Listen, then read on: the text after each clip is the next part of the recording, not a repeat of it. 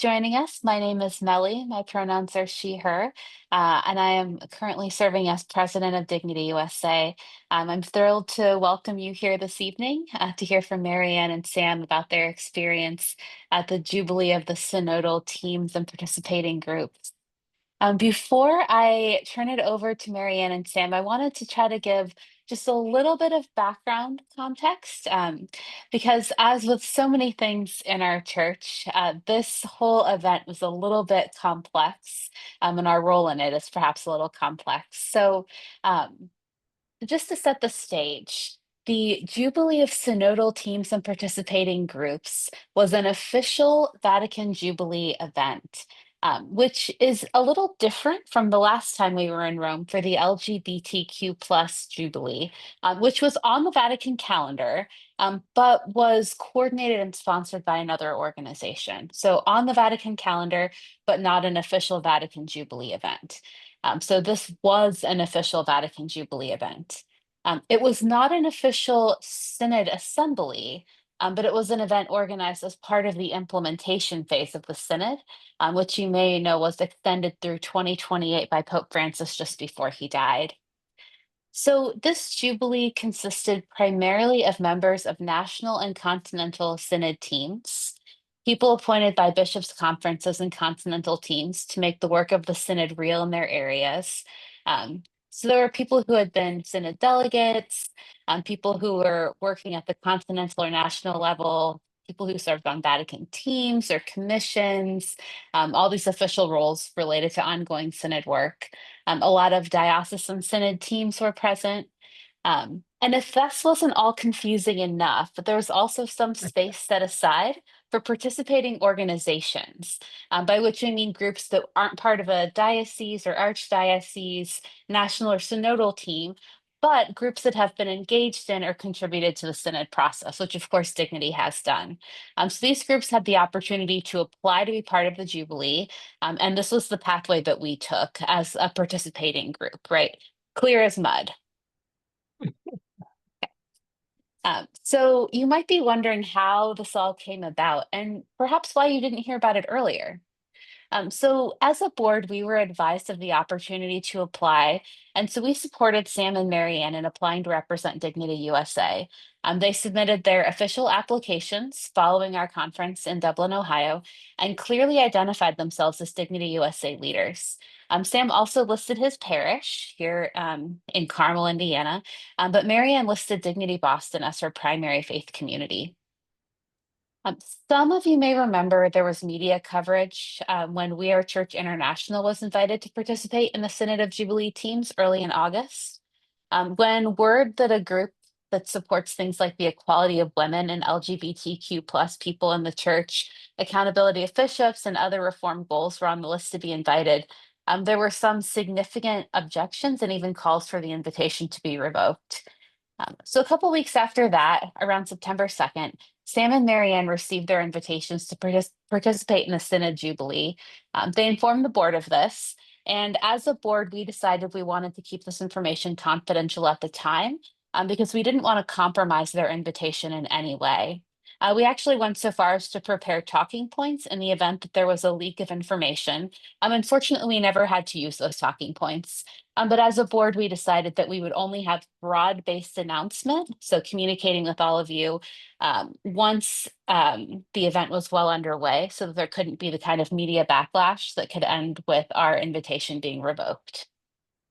So that's kind of the background. A lot of information, a lot of it confusing.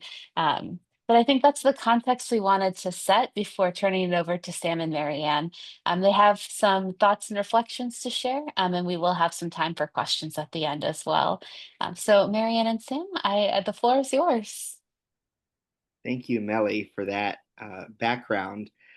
My name is Sam Albano. I am the National Secretary of Dignity USA and have been so privileged over the last 4 years to lead our efforts to engage with the Synod on synodality. And so many of you looking at your faces on this call, I have been a part of those efforts in various ways. So it's good to have you joining us this evening as we talk about how this Synod on synodality continues to unfold. Um, so Gosh, Melly, you make us sound like we were sort of covert operatives going to Rome. It did feel like that at at various points along the way. When we applied, we knew the information that Melly shared with you that we would encounter Synod delegates, members of national teams, members of diocesan teams there in Rome. There were a lot of things that we didn't know for sure. We didn't know the exact structure of this event or exactly who we would meet or who we would get to talk to along the way. And it turned out there were some really positive surprises along the way, and we'll share some of those this evening. When we arrived in Rome, we were given what they called the yellow card. So there were two colors of name tags there. And there were the green name tags, which were for members of national teams and diocesan teams. And then there were the yellow cards, which were for other people who applied and were allowed in. And initially, our understanding was that we would be sort of limited in what we could attend. That there were certain meetings that were for everybody, and then there were certain meetings only if you were wearing green. So our strategy was when we went in that we would ask permission to attend everything and maybe play dumb like we didn't know that that was the rule. So when we went to register on the first morning, we asked, and they said, they gave a very, I think, a very Italian reply. We'll come back after lunch and we'll let you know. So we did come back after lunch and made that request.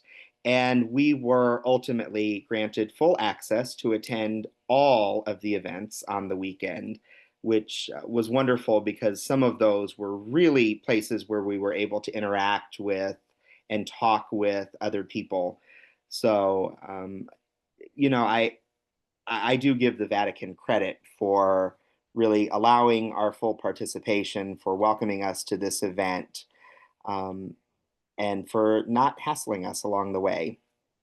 So that sort of, I think, sets the scene a little bit here. And now we're going to move into kind of taking you through this event. So I'm going to share some things, and Marianne is going to share some things. We'll start with the Friday afternoon into Friday evening, is when this started. And the event was held in the Paul VI Audience Hall.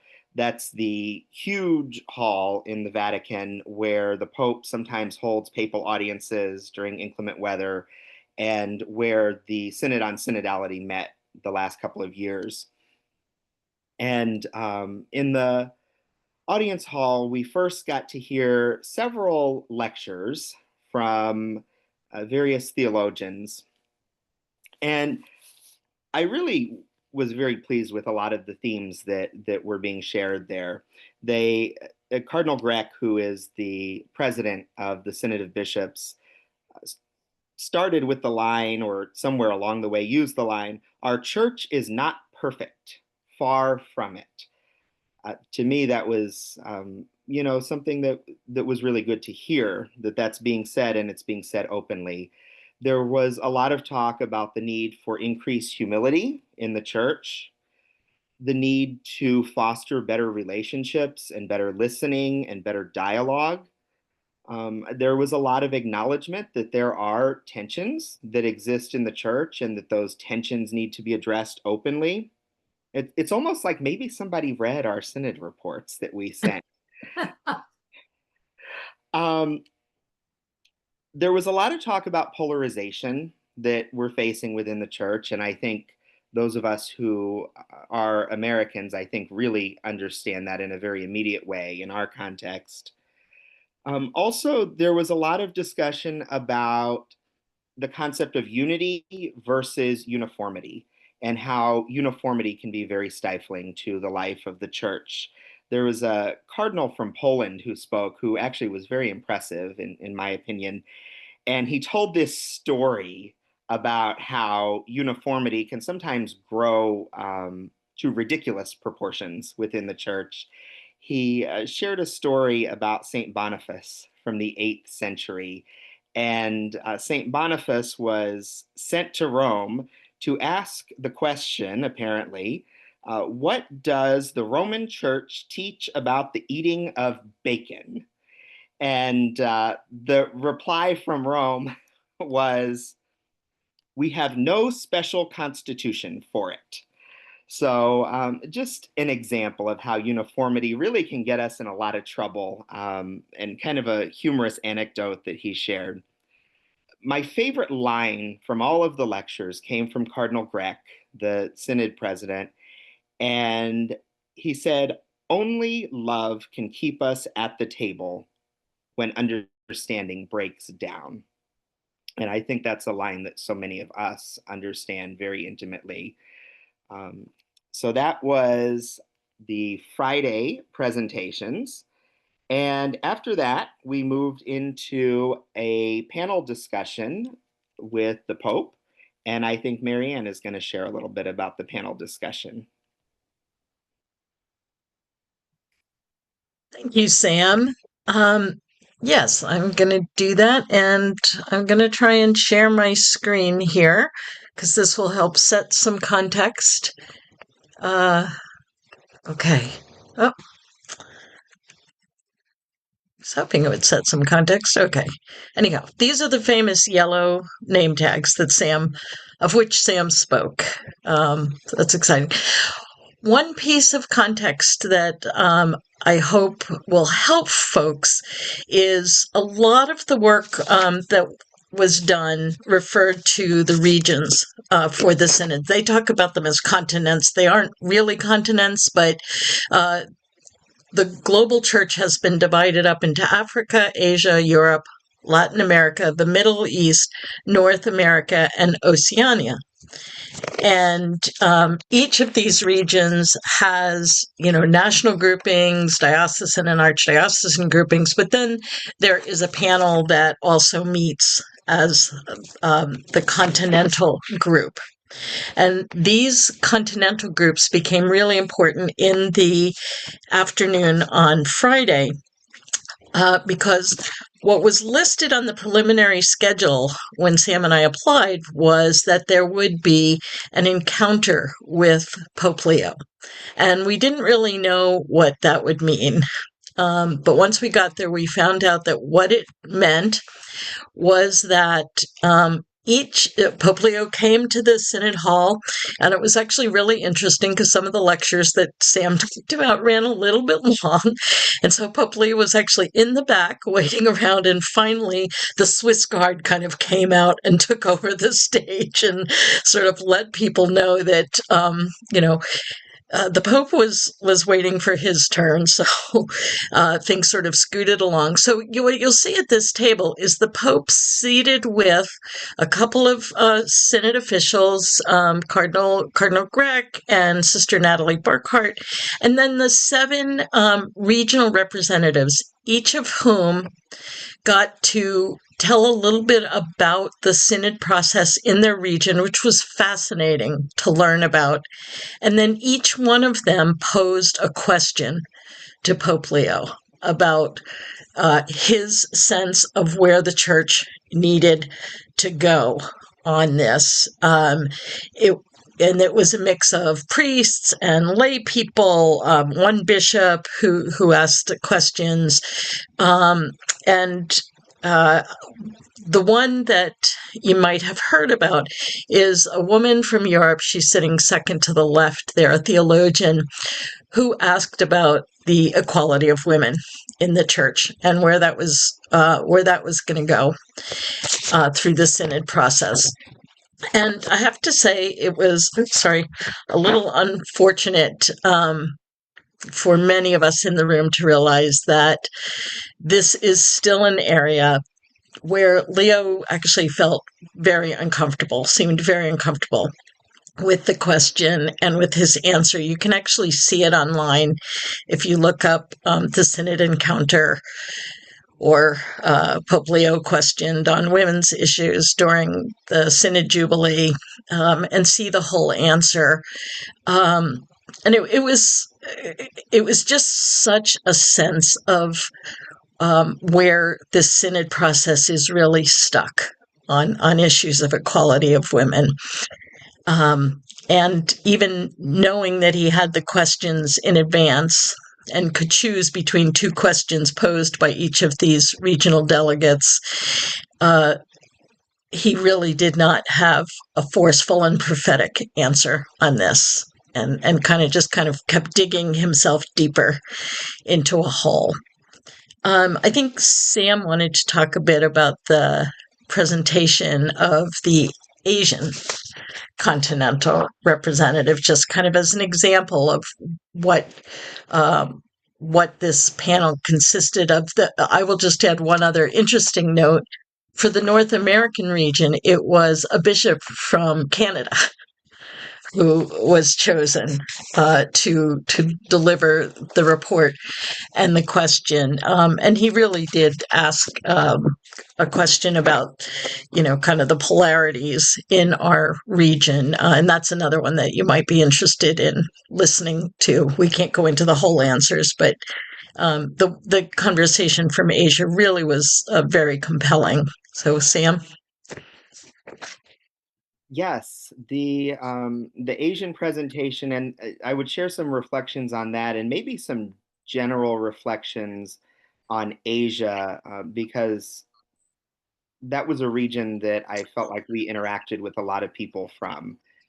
And really, the synodal process in Asia is really impressive, what they've undertaken as a continent and what some individual countries in Asia have done, in particular the Philippines. Asia made the decision that in their synod consultations, they were going to explicitly reach out to specific marginalized groups within the church. And I can't remember all of them because it was a long list. One of those groups was LGBTQ people. One of those groups included women, poor people, folks living in rural areas, young people, elderly people. And so the decision was made in Asia that they really wanted feedback from those who were on the margins of the church. And if you read the Continental Report from Asia, I believe it was in 2023, maybe late 2022, you really do get that sense of a lot of different voices being included. And that was the report that probably had the most positive things to say about LGBTQ people. And Asia has the experience of all but two countries having Christians as a significant minority. The exceptions would be the Philippines and East Timor, which are very Catholic countries. Um, but that seems to be a part of the world that is really trying to make strides to be inclusive of everyone in the church. I think it's a part of the world that we can learn a lot from. So very impressive, I think, the reports from Asia that we're hearing. I think the experience of sitting there on Friday afternoon, as Marianne shared, there were positive points and there were some frustrating moments. I think also for me, the most frustrating moment was the Pope's response to the European report and the role of women within the church. I think there are a lot of things that were really remarkable about that panel. There were the seven different continental groupings there, and I think maybe three of them might have been represented by priests or bishops. The others were represented by lay people, including lay women. And I think having the Pope sit on a panel as sort of an equal with all of these different kinds of people within the church is something that I think is really positive and something that, frankly, I don't think would have happened 10 years ago. I think also the fact that a lay woman was able to ask the question that she asked of the Pope in a public place and not expect that she's going to be punished or sanctioned in some way within the church is something that could not have happened 20 years ago. So I was just very pleased with the format And I think it's a small step forward for us, I think, as a church, and is maybe a fruit of this synod process of encouraging dialogue and communication with each other. So we're going to move now to the conversations in the spirit. Yeah, thank you. So Saturday was really the day where we went into deep dialogue as a community that was gathered, and where Sam and I, as invited as openly LGBTQ people and representing Dignity USA, had the most opportunity, I think, to share our stories. The day started with people being, we were each assigned, on these name badges, we each got assigned to a conversation in the spirit group. And the Synod has operated in language groups. So, English and French and Spanish, Italian. There's 6 or 7 different language groups, and you were assigned to a group in your own language, and you also went to workshops that were divided into language groups. And I think most of that was great. The one thing that it really happened for us is that we had very little contact with people from the Latin America group or from the Spanish language groups, because English and Spanish were sort of the 2 large language groups, and there was very little intermingling. So that was a little bit of a frustration for us. But the conversation in the spirit group was the process that has been followed by much of the Synod, where there are sort of 3 rounds of questions. You're in a group of 12 people with a trained facilitator. After each person speaks, there's just a moment to pray and reflect on what was said. And then in the second round, you're asked to, what moved you from what you heard in the first round. And then in the third round, it's what are you taking from this, or what most impacted you on this?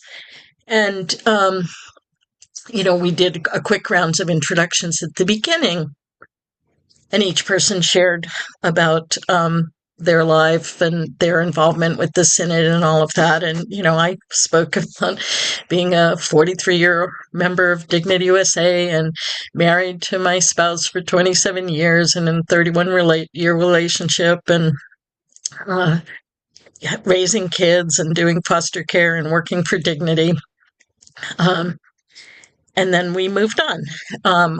Our group was atypically a little bit of fireworks.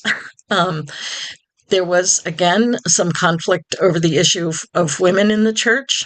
Fortunately, the facilitator was able to get it back on track, but we left this hour and a half long session feeling very bonded with these 12 people. And, my group had, folks from Australia and Ireland and Vietnam and Israel. Just really, we were in a mix of all kinds of people from everywhere, and hearing very different kinds of experiences. And all of this information that was captured in these conversations of the Spirit is being sent to the Synod office as another point of information as the implementation process keeps moving forward. And what was really moving to me is at the end of our session, as the facilitator was thanking everyone and for their participation, he was a German Jesuit. And at the end, he looked at me, he kind of saved my thanks for last, and he said, the fact that you are here can speak about being married to a woman here in the Vatican is something that could not have happened even 10 years ago. And tears started streaming down his face. And it was a very, very powerful moment. Sam? Thanks, Marianne. I do want to add that although we spend a lot of time in English language groups, we're not just talking about people from English speaking countries because so many languages were not represented there, and because English is so widely spoken around the world. There were a lot of folks also from Asia and the Middle East in the groups that we were a part of. Um, my session was for Conversations in the Spirit was a little less rambunctious, I suppose. Um, what I tried to really share when it was my turn to share was what we heard from all of you over the last several years in this synod process. And I shared that LGBTQ people in the church in the United States have a great love for our church, have a really strong faith and sense of prayer and relationship with Christ.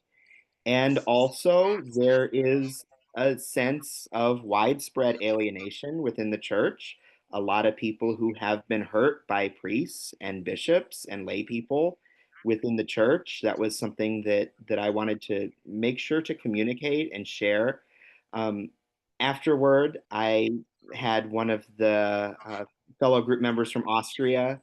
He came to me and told me about her gay brother in the church. She works for the church, but she has a brother who's gay, and talked a little bit about that experience.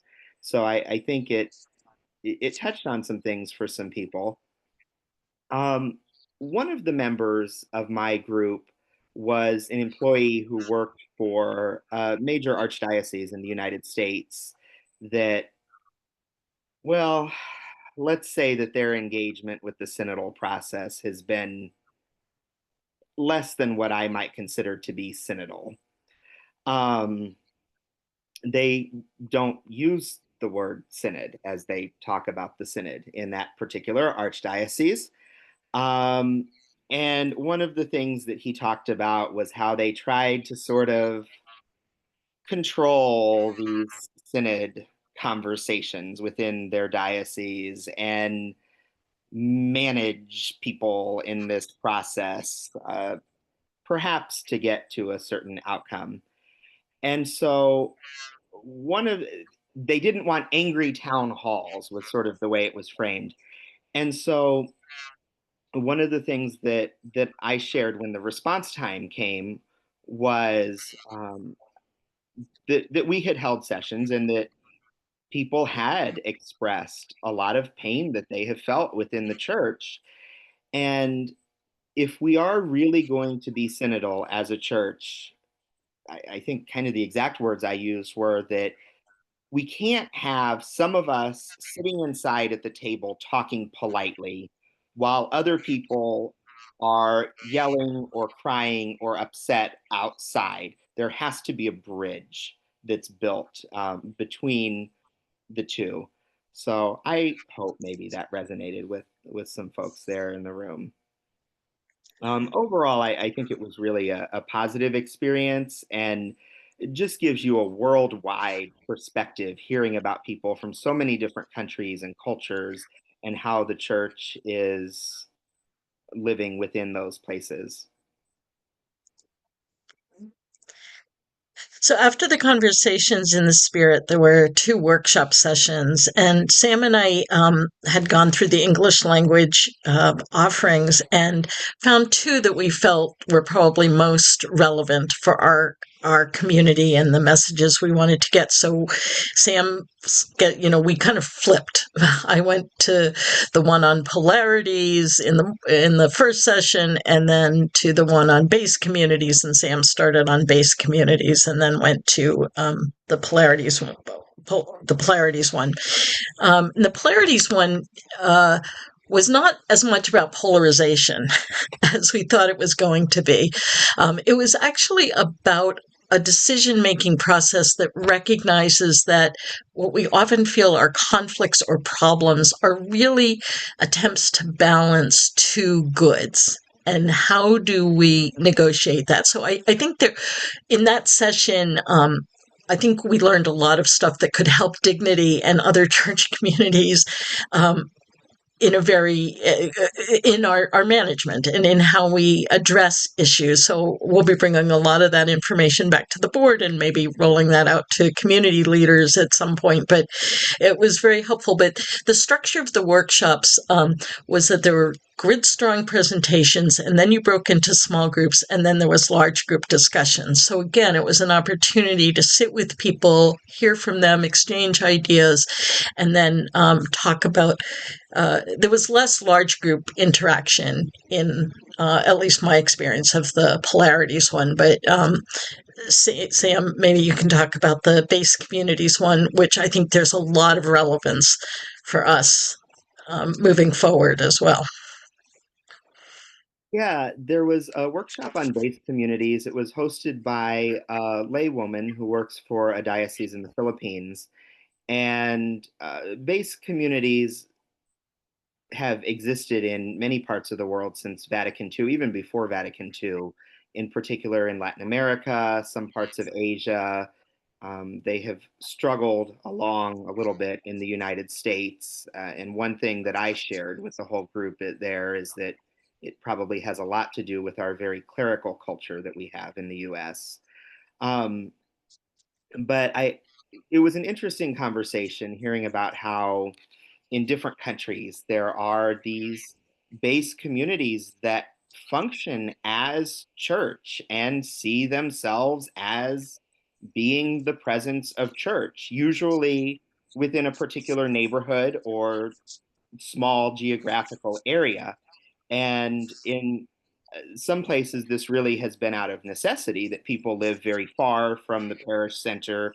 Parishes sometimes are made up of tens of thousands of people, and people are not necessarily going to church every Sunday as we would think about it, that people are gathering in these communities for worship, for community, and for service. I think one of the overlaps that we share as a movement, we are not really a base community because we are so large as Dignity, but one of the overlaps is our understanding of ourselves as baptized people who are empowered to be the presence of church. So I think in some ways, maybe we are ahead of a lot of people in the United States in our thinking on that. But that is very much the way that people are thinking in different parts of the world.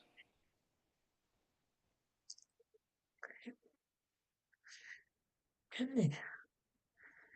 Now I think we want to move on and talk a little bit about the Jubilee procession, our second Jubilee in Rome. And I'll again bring up a slide. Okay. I guess it's my turn again. Yep. Okay. So there were two really liturgical elements to this that both happened in St. Peter's Basilica. On Saturday morning, before we started all of the workshops and sessions for the day, we had the procession through the Holy Door into St. Peter's, which is also the same door that we walked through during the LGBTQ pilgrimage. And then on Sunday morning, we were part of a mass celebrated in St. Peter's Basilica by Pope Leo. There we are on Sunday morning. And if you look really closely, we weren't super close, but if you look really closely, you can see Pope Leo. It looks like he's incensing the altar there in that picture. We were fairly close considering how large the basilica is. Um, and just a couple of reflections. These were really very meaningful moments for me.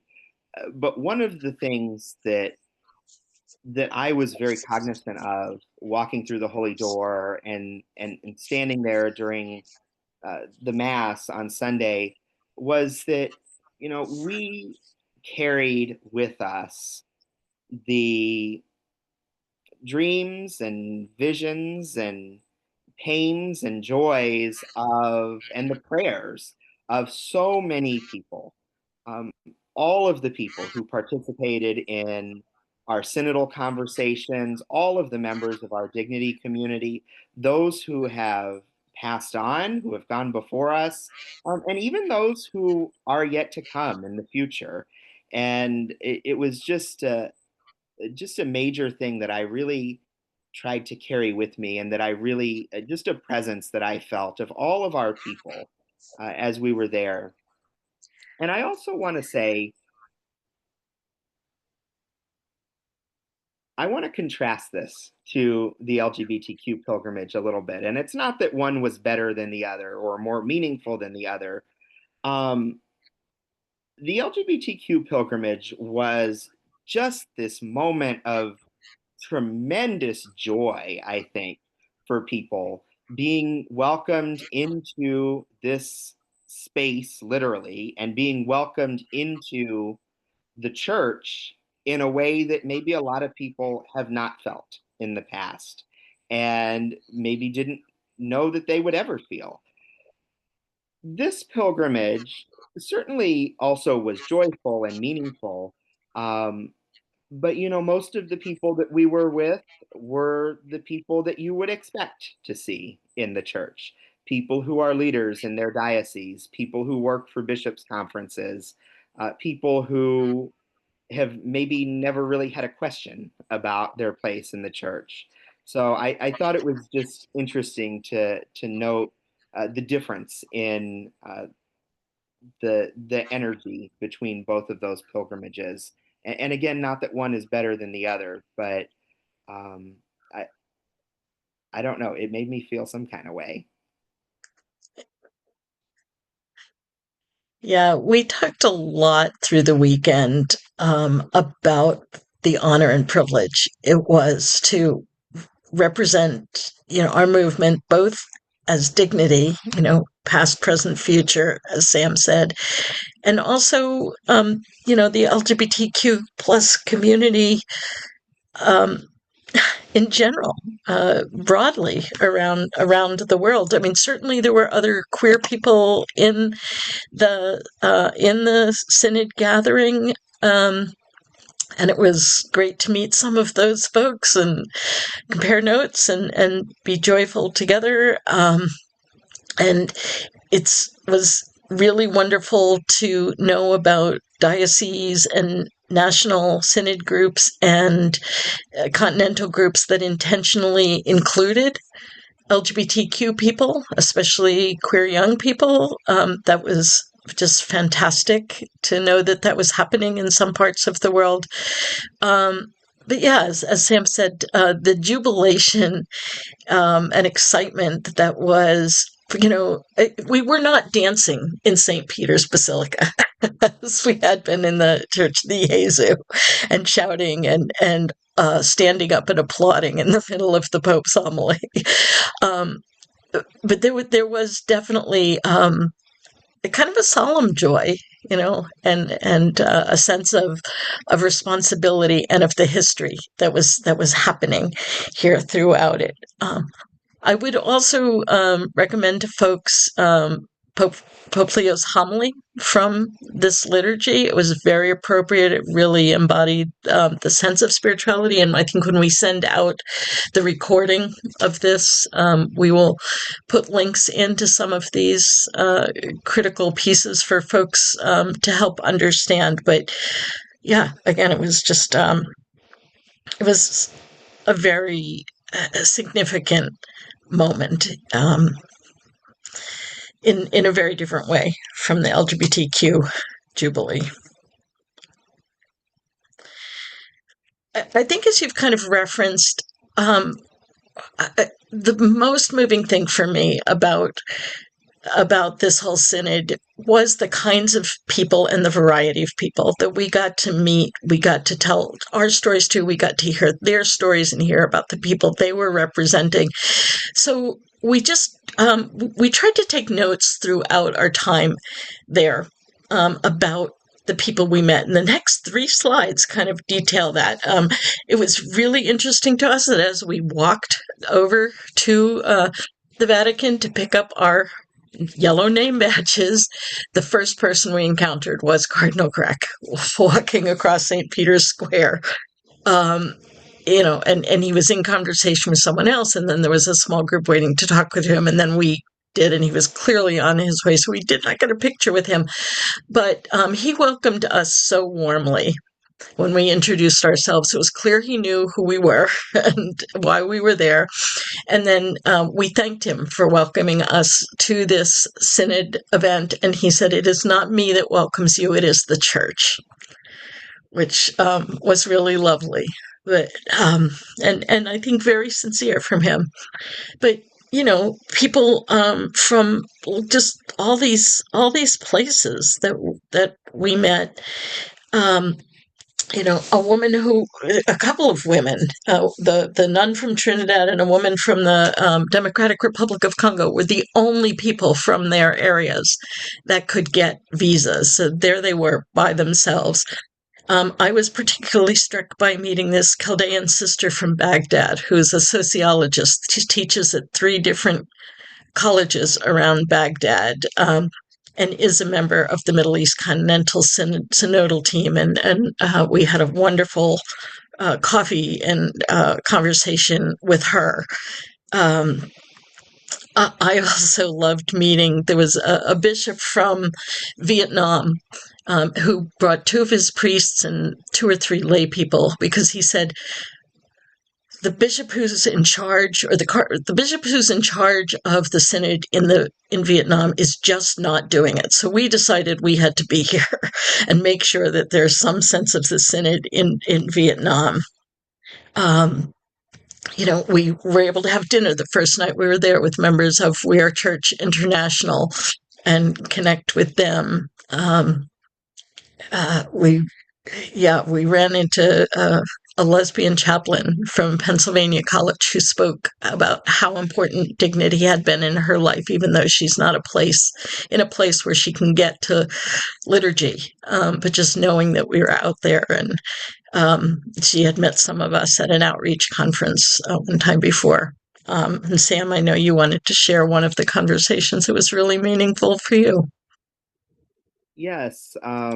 One of the there was a deacon from England that I seemed to keep running into over the course of the weekend. He was in my my conversation in the spirit group was when we first met, and he shared with me that he had a gay daughter, and I asked him, how is it in England within the church, and he said, I'm told that it's getting better, but I really don't want to answer that because I'm not gay myself, and I don't think I could give you a good answer. I offered him a copy of my book, which I gave to him. He then offered to pay me for it, and I said, no, I can't give you something, and then you have to ask you to pay for it. But it just really became apparent in so many of the conversations we had that people within the church, including people who work for the church and who are ordained within the church, people have family members who belong to the LGBTQ community. This is something that resonates with a lot of people within our church. So I think our presence there, I think, was very positive in that way.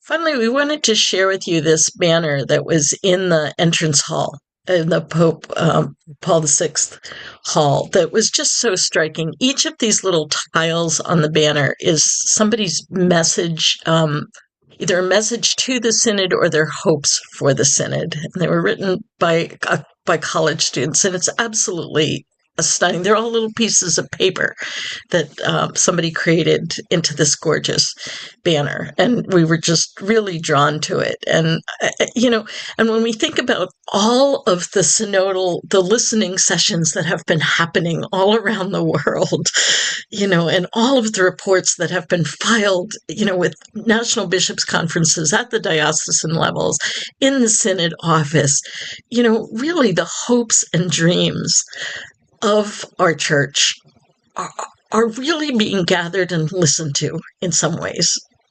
not perfectly, not everybody's voice carries the same weight and all of that, but this kind of beautiful, hopeful product, is very possible, and it is happening in lots of places. So I think that's this image was just very striking to us, and I kind of that's sort of my summary of the takeaways, along with what Sam said about the privilege of carrying all of what our community has put into this.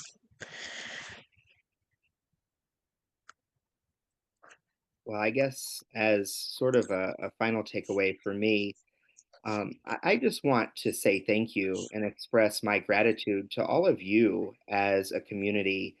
Um, Thank you for your participation and engagement in our synodal process. And thank you for trusting us with the responsibility of carrying your voice into this process. It has not always been easy, and sometimes I think we're listened to more than other times. But this is a process that continues to unfold in our church, and we are being heard in many places by many people, and that includes people who are in Rome. So thank you for engaging with this, and thank you for allowing us to carry your voices there.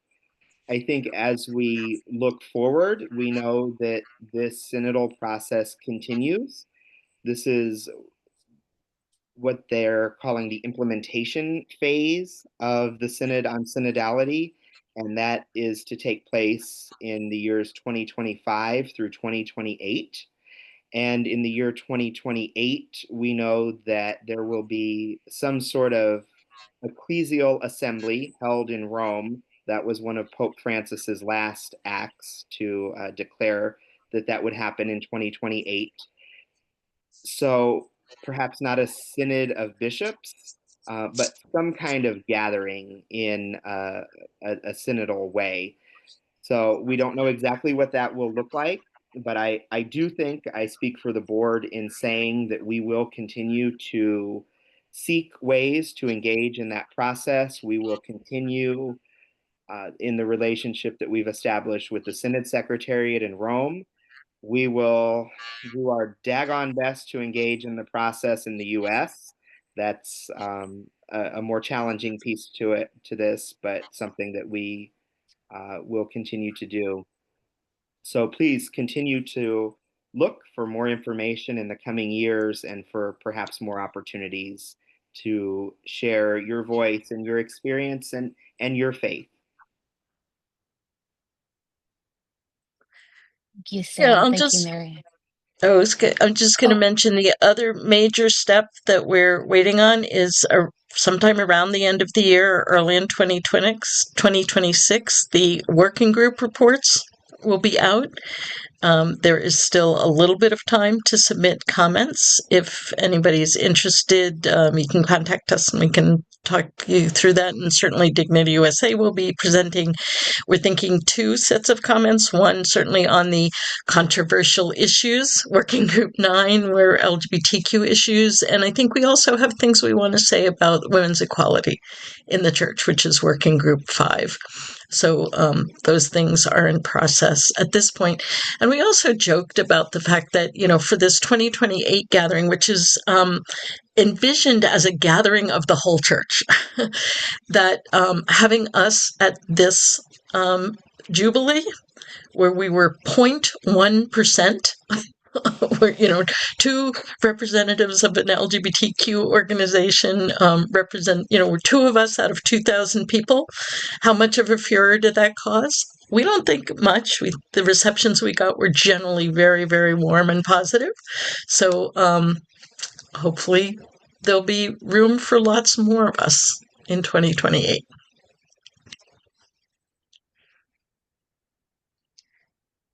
Thank you, Sam. Thank you, Marianne.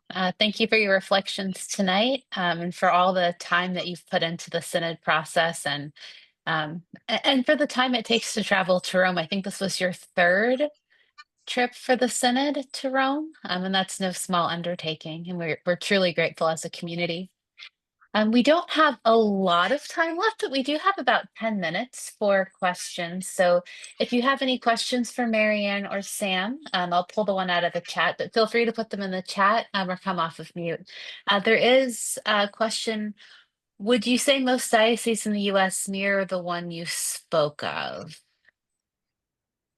That's a good question, and it's a hard question because some dioceses have been more transparent than others. Certainly, we do know of some dioceses that really jumped into this synodal process and uh, issued some really positive reports back in 2022. I would say most dioceses in the U.S. have either been not very transparent or not very quick to embrace the synod process. Uh, Speaking on my own diocese, which is the Diocese of Lafayette in Indiana, it was sort of this process that we undertook and we did that and now we're finished with that is kind of the way that's been handled here. And I think a lot of US dioceses mirror that particular trend. Marianne, did you want to add to that at all? I No. would say other parts of the world are very far ahead of the United States on this. Thanks, Sam. Another question in the chat says, in addition to the Vietnamese bishop and the lay folks who went, did you encounter any others who have faced reluctance from bishops, and how did others handle that? Yes, Everywhere. there were a lot of people who were there. Either they went directly to a national synod group who got involved, or they got together a few folks from their parish or from local parishes and found ways to be involved. People who were invested in this process have found all kinds of creative ways, mostly through the synod office, through Cardinal Greck's office.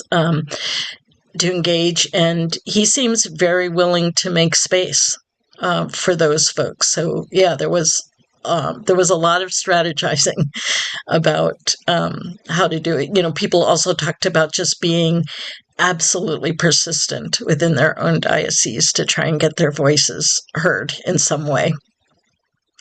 The question actually that the North American delegate posed to the Pope was, what do you do when you have priests and bishops who are resistant to synodality? So this is a very widespread conversation within the church, I believe. Another question in the chat, was the GNRC, Global Network of Rainbow Catholics, able to have a presence there in Rome? Um, Not officially, but of course, I kind of wear two hats as both representing Dignity, and which was my main focus. But when it was appropriate, I did pull out my co-chair of GNRC card and helped with networking with some folks who weren't aware that that was an option for them to join. If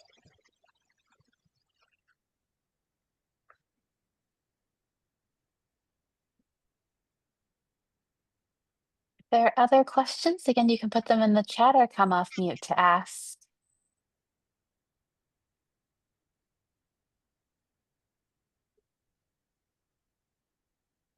Just seeing a lot of gratitude in the chat. Thank you for your leadership. Thank you both so much.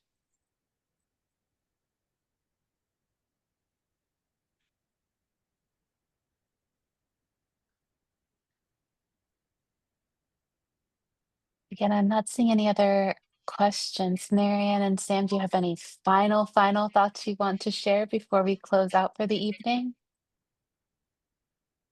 Sure, since you're asking.